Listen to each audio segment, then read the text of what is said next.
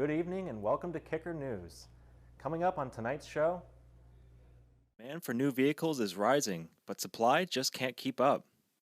Siblings separated by circumstance more than 40 years ago reunite to buy their childhood home.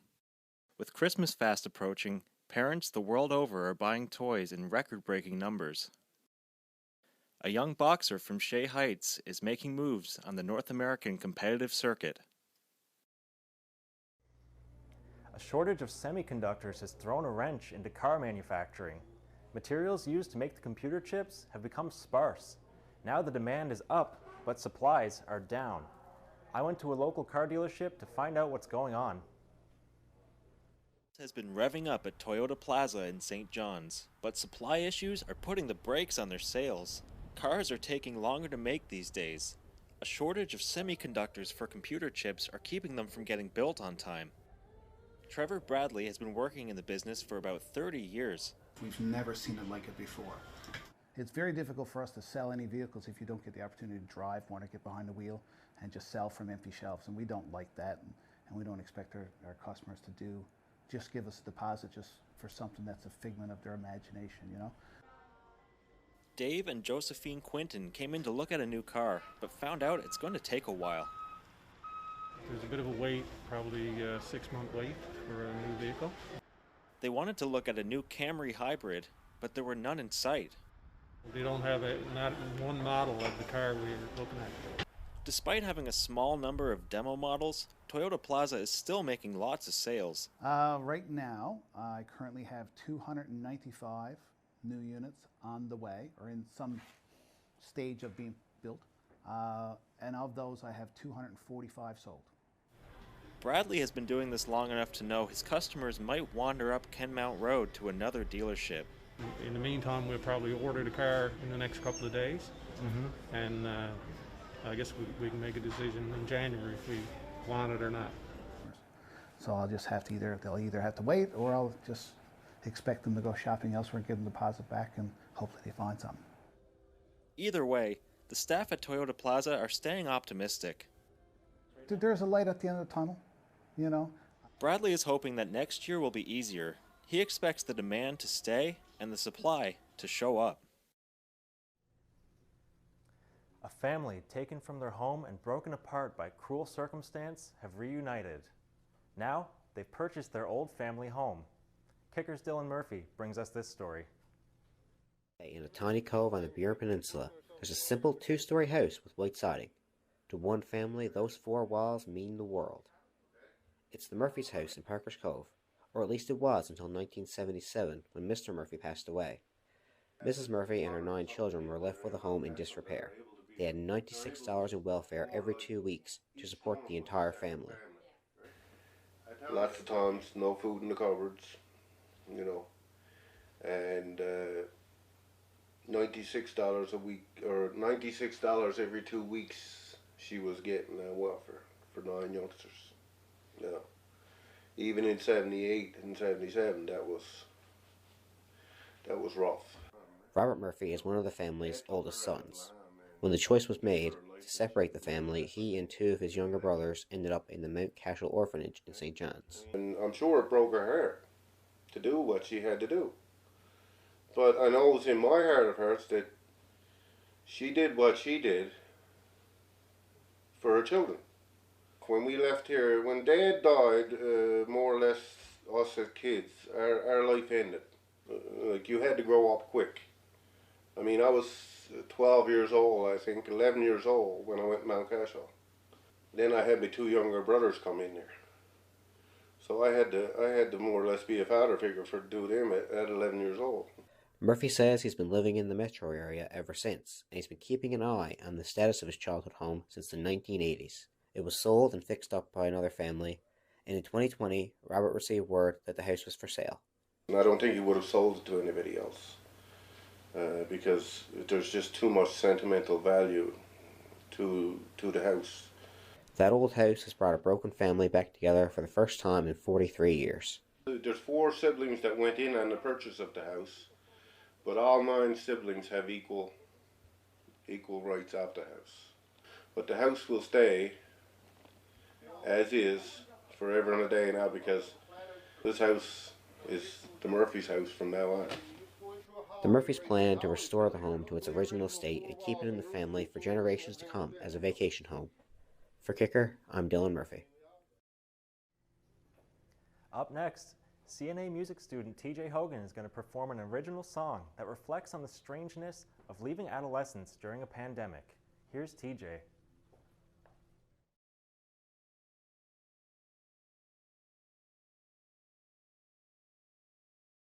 Hi everyone, my name is TJ Hogan. I'm going to sing an original song called All That's Left Over. I wrote it during the pandemic regarding life going into adulthood during a pandemic, and for artists who are up and coming, or even artists who are already coming. I feel like everybody will be able to relate to at least some extent.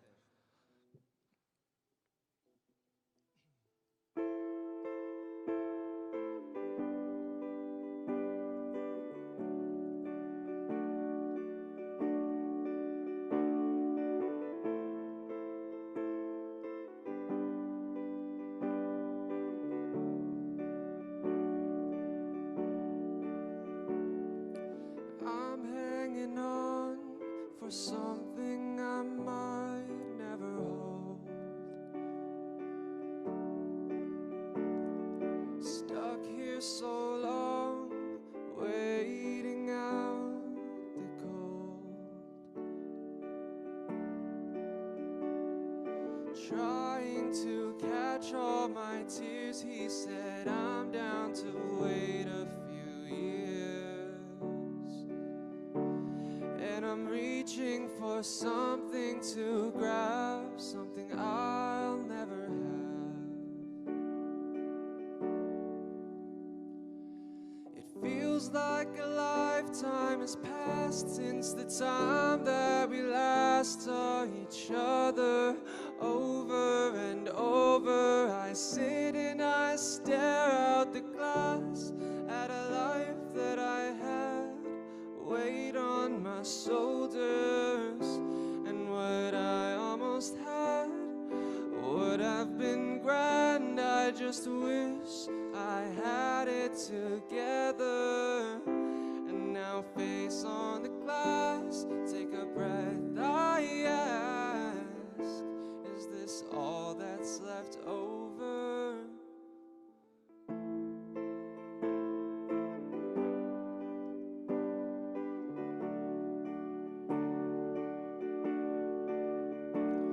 Then I turn around and stare at the floor for a while, picking out every detail on each tile, waiting for something to happen, like something could change so soon. Hopeless, I make my way slow back to my room. It feels like a lifetime has passed since the time that we last saw each other.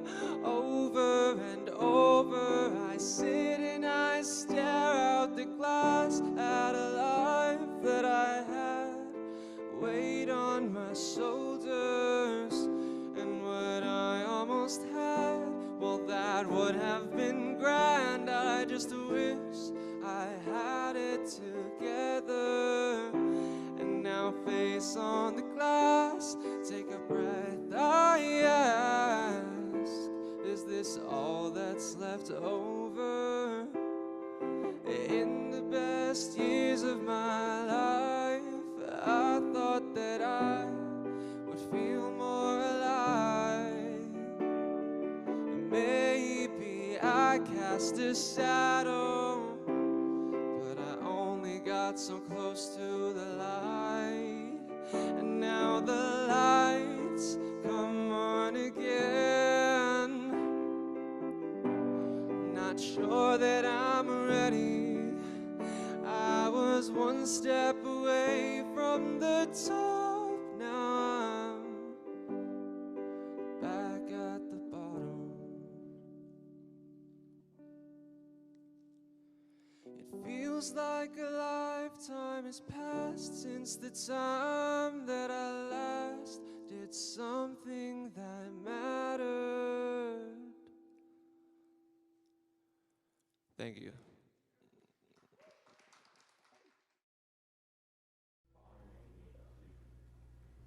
With the holidays approaching, toys are selling out fast. The Toy Association is busy tracking what's popular, and one local toy store is keeping it simple. Kicker Chantal Murrin went to find out what people can expect to see under their trees this year. Here's Chantal. It's that time of year again. Children are asking for toys from Santa and parents are going crazy trying to find them. But who are they really shopping for? This year's wish list is going to bring out the kid in everyone. Last year, the toy industry saw record-breaking sales, raking in a little over $121 billion worldwide. Daniel Kosser is the owner of Ginger Snap General Store in downtown St. John's, and she says this year, people want the classics. Definitely this year I feel like a lot more people are asking for the really classic toys, like your spin tops and your wooden blocks and your slinkies and your Rubik's Cubes and your the things that a lot of older people remember from their childhood. I think there's a lot of maybe extra nostalgia and maybe a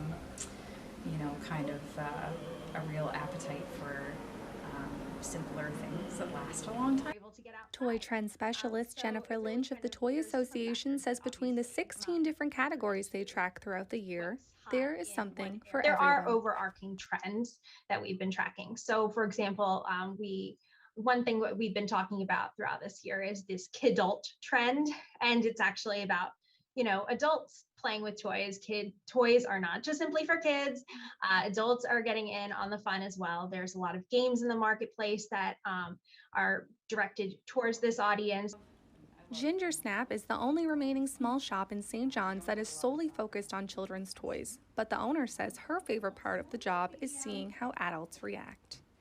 That's always super fun. The nostalgia attacks that people have sometimes when they come in and they see something that they haven't seen since they were little, or that they're shocked that they're still making, and that's always a real hoot. The stories you hear from people about, like, oh, when I was little I had this and I played with it this way and stuff, is always really, really fun. Whether you're shopping for a child or you're just a big kid at heart, there are just 3 short weeks left to make your way to the toy store. I'm Chantal Murrin for Kicker News. A young Shea Heights resident is hitting hard in the boxing community. After accepting a scholarship to Crandall University in New Brunswick, Seamus O'Brien now travels across North America competing for the school's boxing team. Kicker's Josh Hodder brings us that story. Seamus O'Brien left his home in St. John's earlier this year to box at a college level. Since being offered a scholarship to Crandall University in New Brunswick, O'Brien has been competing with their varsity boxing team. They offered 75% tuition, and they had boxing as a varsity sport. So I ended up getting in contact with John Osler, the head coach, and he asked me for clips of my previous fights. He invited me to a Zoom call, and he ended up offering me the scholarship. In his younger years, O'Brien trained locally at the TRC Boxing Club in Torbay. His former coach, Hank Summers, is proud of Seamus's blossoming career. Well, I always think that you got to have that big heart. You got to want to be in the ring and be able to face all kinds of adversities and stuff. But he does that. I think this is going to really turn it around for him at university level. Competing in the heavyweight division, opportunities are plentiful for O'Brien, whether it be his latest victory in New York or upcoming bouts. I've been chosen to go and represent at the 81 kilogram weight class in Russia. So we'll be going there October of next year. With opportunity at his door, O'Brien still dreams big. So my goals as a fighter, to make the Canadian national team, and I'm hoping this will help me obtain the skills to compete at the national qualifiers. With Kicker News, I'm Josh Hodder.